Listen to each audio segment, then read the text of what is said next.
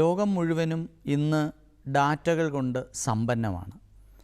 ഏത് രംഗമെടുത്തു കഴിഞ്ഞാലും ഓരോ ക്ലിക്കിലും ഫോണിലൂടെ, അതുപോലെ തന്നെ ലാപ്ടോപ്പിലൂടെ, കമ്പ്യൂട്ടറിലൂടെ, നമ്മൾ ആശയവിനിമയം നടത്തുന്ന ടെലിഫോൺ കോളിലൂടെ, അന്വേഷണങ്ങളിലൂടെ ഒക്കെ സൃഷ്ടിക്കപ്പെടുന്നത് ഡാറ്റകളാണ്.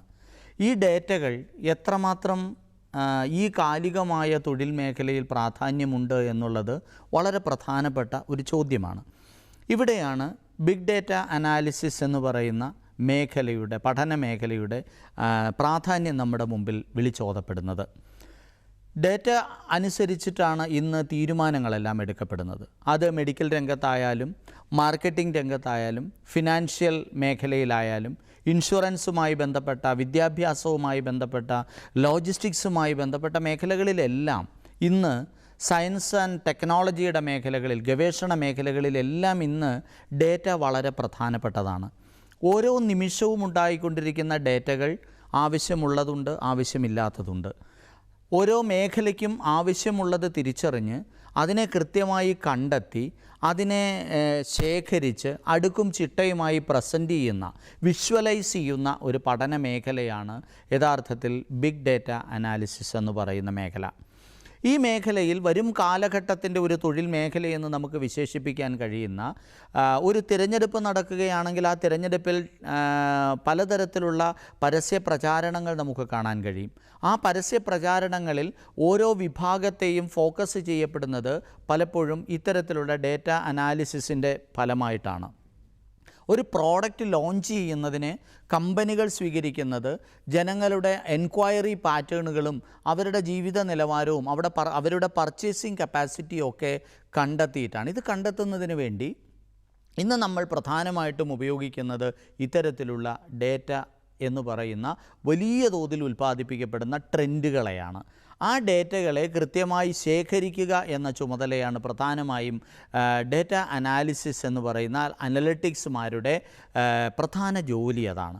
അപ്പോൾ അവർ ഈ ഡേറ്റ എവിടെയാണോ ലഭ്യമായിട്ടുള്ളത്, ഇന്ന് നമുക്ക് പൊതുവെ ഡേറ്റ ഏറ്റവും കൂടുതൽ, പണ്ടൊക്കെ നമുക്ക് സോഷ്യൽ മീഡിയ അല്ലെങ്കിൽ ഡിജിറ്റൽ പ്ലാറ്റ്ഫോമുകൾ ഇല്ലാതിരുന്ന ഒരു കാലത്ത് ഇതിന് വലിയൊരു പ്രാധാന്യം നമുക്ക് കാണാൻ കഴിഞ്ഞിരുന്നില്ല.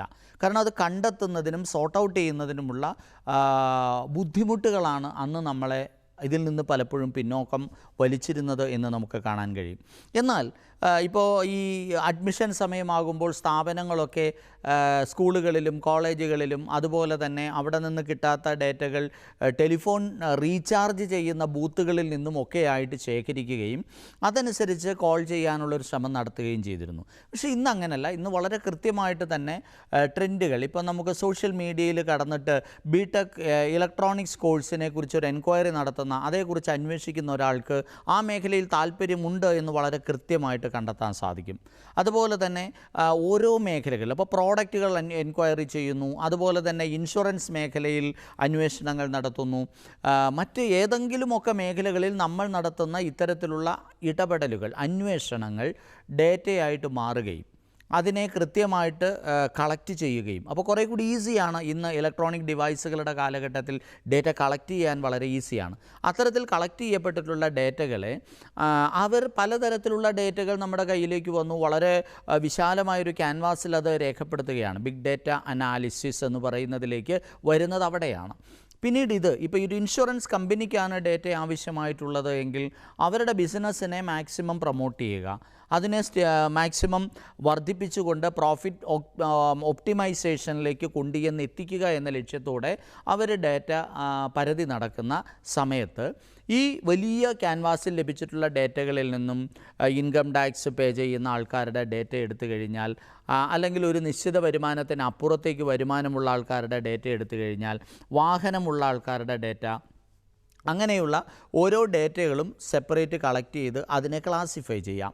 അങ്ങനെ ക്ലാസിഫൈ ചെയ്യപ്പെട്ട് കഴിഞ്ഞാൽ അതിൽ നിന്ന് ആ ഒരു ഇൻകം ക്ലാസ്സും മറ്റു കാര്യങ്ങളും എല്ലാം അനലൈസ് ചെയ്തുകൊണ്ട് അത് ഈ സ്ഥാപനത്തിന് അവരുടെ മാർക്കറ്റിംഗ് പർപ്പസിന്, അവരുടെ പ്രോഡക്റ്റ് പ്രൊമോഷന് വേണ്ടിയിട്ട്, അവരുടെ ബിസിനസ് ഒപ്റ്റിമൈസേഷന് വേണ്ടിയിട്ട് അവർക്കിതിനെ ഉപയോഗിക്കാനായിട്ട് സാധിക്കും.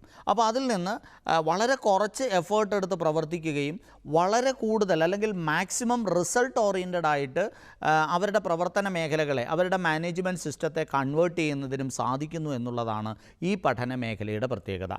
അപ്പോൾ സ്വാഭാവികമായിട്ടും ഇതിന് ഇനി വരും കാലഘട്ടത്തിൽ സാധ്യതകൾ വർദ്ധിക്കുകയാണ് ചെയ്യുക. മെഡിക്കൽ റിസർച്ച് മേഖലയിലായാലും ഒരു പേഷ്യൻറ്റിനെ സംബന്ധിച്ചിടത്തോളം ഒരു പർട്ടിക്കുലർ മെഡിസിൻ അപ്ലൈ ചെയ്യുമ്പോൾ അയാളിലുണ്ടാകുന്ന റിയാക്ഷൻസോ അല്ലെങ്കിൽ തുടർ ചികിത്സ ആവശ്യമായിട്ട് വരുന്നതോ ഒക്കെ അവിടെ രേഖപ്പെടുത്തപ്പെടുകയാണ്. അതും ഡേറ്റയാണ്. ആ ഡേറ്റ ആ മരുന്നിൻ്റെ കുറച്ചുകൂടി അഡ്വാൻസ്ഡ് ആയിട്ടുള്ളൊരു വേർഷന് വേണ്ടിയിട്ടുള്ള റിസർച്ച് പ്രോസസ്സ് നടക്കുന്ന സ്ഥലങ്ങളിൽ അത് ഉപയോഗപ്പെടുത്താൻ സാധിക്കും. വൈൽഡ് ലൈഫ് പ്രൊട്ടക്ഷനുമായിട്ട് നോക്കുമ്പോൾ ഈ നാട്ടിലേക്ക് ഇറങ്ങി വന്ന ഇത്തരത്തിലുള്ള മൃഗങ്ങളുടെ ആക്രമണങ്ങളുടെ എണ്ണം കൂടുന്നു. അത്തരത്തിലുള്ള വൈൽഡ് ലൈഫ് അറ്റാക്കിൻ്റെ നമ്പർ വർദ്ധിക്കുന്നതിനനുസരിച്ച് അതിൻ്റെ കാരണങ്ങൾ അന്വേഷിച്ച് പോകാനും ഒക്കെയുള്ള സാധ്യതകൾ, അങ്ങനെ ഏത് മേഖല, ഓഷ്യൻ, സമുദ്ര ഗവേഷണ മേഖലകളിൽ, മത്സ്യബന്ധന മേഖലകളിൽ നമുക്ക് കിട്ടിയ മത്സ്യബന്ധനം നടത്തപ്പെട്ടതിലൂടെ എത്ര ടൺ മത്സ്യമാണ് നമുക്ക് ഈ വർഷം കിട്ടിയത്, അടുത്ത വർഷം എത്ര കിട്ടുന്നു, അതിൻ്റെ അടുത്ത വർഷം എത്ര കിട്ടുന്നു, അത് കിട്ടുന്ന സമയം എപ്പോഴാണ്, ഇതൊക്കെ വെച്ചുകൊണ്ട് ആ ഒരു സ്ട്രാറ്റജി ഡെവലപ്പ് ചെയ്യാൻ കഴിയുന്നു എന്നുള്ളതാണ് ഈ പഠന തൊഴിൽ മേഖലയുടെ ഏറ്റവും വലിയ പ്രത്യേകത. ഇവിടെ തന്നെ നമുക്ക് ഡാറ്റ മൈനിങ് എന്ന് വേണമെങ്കിൽ വിശേഷിപ്പിക്കാവുന്ന ഒരു മേഖല. ഡാറ്റ കണ്ടെത്തുന്നത് ഡാറ്റ മൈനിങ്ങിലൂടെയാണ്. അങ്ങനെ ഡാറ്റ മൈനിങ്ങിലൂടെ കണ്ടെത്തപ്പെട്ട ഡാറ്റകളെ പിന്നീട് നമ്മൾ വളരെ ഭംഗിയായിട്ട് പ്രസൻറ്റ് ചെയ്യുന്നു. ഈ ഡാറ്റ പ്രസൻറ്റ് ചെയ്യുമ്പോൾ അവിടെ നമുക്ക് പല ടൂളുകളും യൂസ് ചെയ്യാറുണ്ട്. പൈത്തൺ, അതുപോലെ തന്നെ സ്റ്റാറ്റിസ്റ്റിക്കൽ ലാംഗ്വേജ് ആയിട്ടുള്ള R, വിഷ്വലൈസ് ചെയ്യുന്നതിന് ഉപയോഗിക്കുന്ന വിവിധ ടൂളുകൾ, എക്സൽ പ്ലാറ്റ്ഫോം അടക്കമുള്ള റിസൾട്ടിലേക്ക് വരുന്നതിനൊക്കെ നമ്മൾ ഉപയോഗപ്പെടുത്താറുണ്ട്. അപ്പോൾ എങ്ങനെയാണ് നമുക്ക് ഭംഗിയായിട്ട് ഈ മേഖലയെ പഠനം നടത്തുന്നതിന് സാധിക്കുക? അതിൽ ഡിഗ്രി പ്രോഗ്രാംസ് അവൈലബിൾ ആണ്, MS ഇൻ്റഗ്രേറ്റഡ് പ്രോഗ്രാംസ് അവൈലബിൾ ആണ്, അതുപോലെ തന്നെ മാത്തമെറ്റിക്സിൻ്റെയും സ്റ്റാറ്റിസ്റ്റിക്സിൻ്റെയും ഫിനാൻസിൻ്റെയും കൊമേഴ്സിൻ്റെയും മാനേജ്മെൻറ്റിൻ്റെയും ഒക്കെ കൂട്ടത്തിൽ ആഡ് ഓൺ ചെയ്ത് ഇത്തരത്തിലുള്ള കോഴ്സുകൾ നമുക്ക് പഠിക്കാൻ കഴിയുന്നുണ്ട്. കമ്പ്യൂട്ടർ സയൻസിൻ്റെ കൂട്ടത്തിൽ ഡാറ്റ മൈനിങ്ങും ഡാറ്റ സയൻസും പഠിക്കാനായിട്ട് നമുക്ക് സാധിക്കുന്നുണ്ട്. അപ്പോൾ ഇത്തരത്തിൽ ഡാറ്റ പഠിക്കാൻ താല്പര്യമുള്ള ആൾക്കാർക്ക് ഒരു ചെറിയ മാത്തമെറ്റിക്കൽ ഇൻ്റലിജൻസും കുറച്ച് ക്ഷമയോടുകൂടെ കാര്യങ്ങളെ ഒബ്സർവ് ചെയ്യാനും അത് ക്രമപ്പെടുത്താനും അതിനെ അടുക്കും ചിട്ടയോടുകൂടി അവതരിപ്പിക്കാനും ഒക്കെയുള്ള ഒരു താല്പര്യമുള്ള ഒരാൾക്ക് തിളങ്ങാൻ കഴിയുന്നൊരു മേഖലയാണ്. ബാങ്കിങ് രംഗത്തായാലും ഇൻഷുറൻസ് രംഗത്തായാലും എക്കണോമിക്സ് ആൻഡ് സ്റ്റാറ്റിസ്റ്റിക്സ് ഡിപ്പാർട്ട്മെൻറ്റുമായിട്ട് ബന്ധപ്പെട്ട പ്രവർത്തനങ്ങളിലായാലും എംപ്ലോയ്മെൻറ്റ് ജനറേഷനുമായിട്ട് ബന്ധപ്പെട്ട മേഖലയിലായാലും മെഡിക്കൽ വിദ്യാഭ്യാസ രംഗങ്ങളിലായാലും ഒക്കെ നമുക്ക് സാധ്യതകളേറെയാണ്.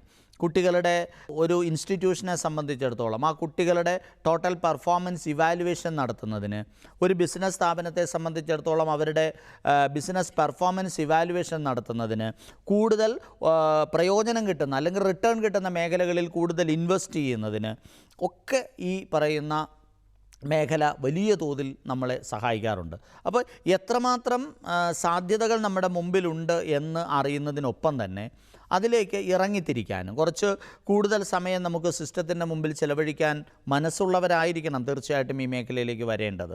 അതുപോലെ തന്നെ ഈ ആപ്ലിക്കേഷൻ ലെവലിൽ ഈ ടൂളുകളെയൊക്കെ കൂടുതൽ വിശാലമായ അർത്ഥത്തിൽ ഉപയോഗിക്കാൻ താല്പര്യമുള്ളവരായിരിക്കണം ഈ മേഖലയിലേക്ക് വരേണ്ടത്. അപ്പോൾ സ്വാഭാവികമായിട്ടും വിവിധ കലാലയങ്ങളിൽ, അത് എൻജിനീയറിംഗ് ബ്രാഞ്ചിലായാലും 4 ഇയർ ഡിഗ്രി പ്രോഗ്രാമുകളിലായാലും ഇൻ്റഗ്രേറ്റഡ് പ്രോഗ്രാമുകളിലായാലും ഒക്കെ നമുക്ക് ഈ ഒരു പഠന മേഖലയെ, ഡാറ്റ അനാലിസിസ് എന്ന് പറയുന്ന മേഖലയെ ഉപയോഗപ്പെടുത്താനും ഒരു ഡാറ്റ എൻജിനീയർ ആകാനും ഡാറ്റ മൈനിങ് എൻജിനീയർ ആകാനും ഡാറ്റ അനലിസ്റ്റ് ആകാനും ഡാറ്റ സയൻറ്റിസ്റ്റ് ആകാനും ഒക്കെ നമുക്ക് സാധിക്കുന്നു എന്നുള്ളത് വളരെ പ്രധാനപ്പെട്ട ഒരു കാര്യമാണ്. വളരെ കുറച്ച് പേര് മാത്രം ഇന്ന് അവൈലബിൾ ആയിട്ടുള്ള, വളരെ ഡിമാൻഡിങ് ആയിട്ടുള്ള, വരും കാലഘട്ടത്തിൽ കൂടുതൽ ഗ്രോത്ത് റേറ്റ് എംപ്ലോയ്മെൻറ്റ് ജനറേഷനിൽ പ്രതീക്ഷിക്കുന്നതുമായിട്ടുള്ള ഒരു തൊഴിൽ മേഖലയാണ് തീർച്ചയായിട്ടും ഡേറ്റ അനാലിസിസ് എന്ന് പറയുന്ന മേഖല. അപ്പോൾ ഇവിടെ സാധാരണഗതിയിൽ ഇപ്പോൾ എക്കണോമിക്സോ സ്റ്റാറ്റിസ്റ്റിക്സോ മാത്തമെറ്റിക്സോ പഠിച്ചിട്ടുള്ള കുട്ടികൾക്ക് സ്വാഭാവികമായിട്ടും ഈ മേഖലയിലേക്ക് എത്തിച്ചേരാനായിട്ട് ഈസിയാണ്. മറ്റുള്ളവർക്ക് എത്തിച്ചേരുന്നതിന് തടസ്സമൊന്നുമില്ല. പക്ഷേ ഇവർക്ക് കുറച്ചുകൂടെ ബേസ് ഉണ്ടായിരിക്കും ആ മേഖലയിൽ. ഫിസിക്സ് റിലേറ്റഡ് ആയിട്ടുള്ള സബ്ജക്റ്റുകൾ പഠിച്ചിട്ടുള്ള ആൾക്കാർക്കും ഈ മേഖലയിൽ സാധ്യതകളേറെയാണ്. കെമിസ്ട്രി പഠിച്ചിട്ടുള്ള ആൾക്കാർക്ക് സാധ്യതകളേറെയാണ്. ഇവിടെയെല്ലാം ഗവേഷണ മേഖലകളിൽ അതിൻ്റെ ഒരു ആപ്ലിക്കേഷൻ ആവശ്യമായിട്ട് വരുന്ന മേഖലകളിൽ, കൂടുതൽ ഇമ്പ്രൂവ്മെൻ്റ് ആവശ്യമായിട്ട് വരുന്ന മേഖലകളിൽ ഒക്കെ, ടൗൺ പ്ലാനിങ്ങുമായിട്ട് ബന്ധപ്പെട്ട മേഖലകളിൽ, ഡിസാസ്റ്റർ മാനേജ്മെൻറ്റുമായിട്ട് ബന്ധപ്പെട്ട് ഒക്കെ സാധ്യതകളേറെയാണ്. ഡിഫൻസുമായിട്ട് ബന്ധപ്പെട്ട പ്രവർത്തന മേഖലകൾ എടുത്താൽ അവിടെയും ഈ പറയുന്ന ഡേറ്റ അനാലിസിസിന് വളരെയധികം സാധ്യതകൾ നമുക്ക് കാണാൻ കഴിയും. അപ്പോൾ എത്രമാത്രം ഭംഗിയായിട്ട് നമുക്ക് ഈ മേഖലയിൽ, തൊഴിൽ മേഖലയിൽ പ്രസൻറ്റ് ചെയ്യാൻ കഴിയുന്നു, എത്രമാത്രം ഭംഗിയായിട്ട് നമുക്കതിനു വേണ്ടി തയ്യാറെടുക്കാൻ കഴിയുന്നു. അടുക്കും ചിട്ടയോടും കൂടെ എക്സ്പീരിയൻസ് കൂടുന്തോറും ഇത്തരത്തിലുള്ള കാറ്റഗറിയിൽപ്പെട്ട ആൾക്കാർക്ക് ഡിമാൻഡ് വർദ്ധിപ്പിച്ചുകൊണ്ടിരിക്കുകയാണ്. നമുക്ക് ഇവിടെ തന്നെ നമുക്ക് പലതരത്തിലുള്ള, അതായത് നമുക്ക് ഈ ഒരു തൊഴിൽ മേഖലയിലേക്ക് വലിയൊരു ഗ്യാപ്പ് നമുക്ക് കാണാൻ കഴിയും. കാരണം പലരും ഇത്തരത്തിലൊരു കോഴ്സിനെ കുറിച്ച് കേട്ടിട്ടില്ല. ഈ ഒരു തൊഴിൽ മേഖല ആർക്കും പരിചിതമായിട്ടുള്ളൊരു മേഖലയല്ല. അതുകൊണ്ട് തന്നെ വളരെ കുറച്ച് പേര് മാത്രമാണ് ആ മേഖലയിലേക്ക് വന്നിട്ടുള്ളത്. അതുകൊണ്ട് തന്നെ അവിടെ നമുക്ക് വലിയ ഒരു gap, demand and supply, job ഡിമാൻഡിലും സപ്ലൈയിലുമുള്ള വലിയൊരു ഗ്യാപ്പ് നമുക്ക് കാണാൻ കഴിയും. ആ ഗ്യാപ്പ് ഫില്ല് ചെയ്യുന്നതിന് വേണ്ടിയിട്ടുള്ള ഒരു പരിശ്രമം സ്വാഭാവികമായിട്ടും ആഡ് ഓൺ ബാക്കുകളിലൂടെ തന്നെ നമുക്ക് ചെയ്യാനായിട്ട് ഇന്ന് കഴിയുന്നുണ്ട് എന്നുള്ളതാണ് ഒരു വസ്തുത. ഇപ്പം എഞ്ചിനീയറിംഗ് ഗ്രാജുവേറ്റ്സിനാണേലും മറ്റു ബിരുദ പ്രോഗ്രാമുകൾ ചെയ്യുന്നവർക്കാണെങ്കിലും ആഡ് ഓൺ പ്രോഗ്രാമായിട്ട് ഡേറ്റാ സയൻസ് പഠിക്കാനും അവർക്ക് ഈ തൊഴിൽ മേഖലയിലേക്ക് കടന്നു ചെല്ലാനും സാധിക്കും. അപ്പോൾ നമ്മളുടെ കയ്യിലുള്ള പരിമിതമായ സമയത്തെ വളരെ ഭംഗിയായിട്ട് ഉപയോഗപ്പെടുത്തുന്നതിനും വളരെ പോയിൻ്റഡായിട്ട് കൃത്യമായിട്ട് നമുക്ക് എവിടെയാണോ ടാർഗറ്റ് ചെയ്യേണ്ടത് അവിടെ തന്നെ കൃത്യമായിട്ട് ചെന്ന് എൻഡ് ചെയ്യുന്നതിനും, അവിടെ കൃത്യമായിട്ട് ചെന്ന് ആ ബിസിനസ് ഓപ്പൺ ചെയ്യുന്നതിന്, അല്ലെങ്കിൽ ആ ഒരു ടാർഗറ്റിലേക്ക് നമുക്ക് എത്തിച്ചേരുന്നതിന്, അതിനെ ക്രാക്ക് ചെയ്യുന്നതിന് കഴിയുന്നു എന്നുള്ളതാണ് ഈ ഒരു മേഖലയുടെ പ്രത്യേകത. നമ്മളിപ്പോൾ ഒരു ക്യാൻസർ ട്രീറ്റ്മെൻറ്റ് നടത്തുന്ന സമയത്ത് പണ്ടൊക്കെ നമ്മൾ റേഡിയേഷൻ നടത്തുന്നത് മൊത്തത്തിൽ അങ്ങ് ചെയ്യുകയായിരുന്നു, ആ ഒരു ഏരിയ കംപ്ലീറ്റ് കരിച്ചു കളയുമായിരുന്നു. ഇന്ന് അങ്ങനെയല്ല.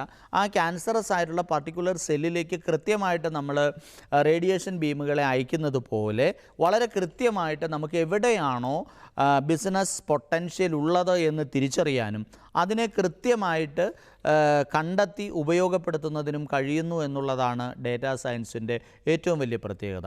അതിൻ്റെ ആപ്ലിക്കേഷൻ വളരെ വിശാലമായ മേഖലകളിലേക്ക് പോകുന്നത് കൊണ്ട് തന്നെ വരും കാലഘട്ടത്തിൻ്റെ ഏറ്റവും പ്രസക്തമായ ഒരു തൊഴിൽ മേഖലയായി ബിഗ് ഡേറ്റ അനാലിസിസ് മാറുമെന്നുള്ളതിൽ ഒരു സംശയവുമില്ല.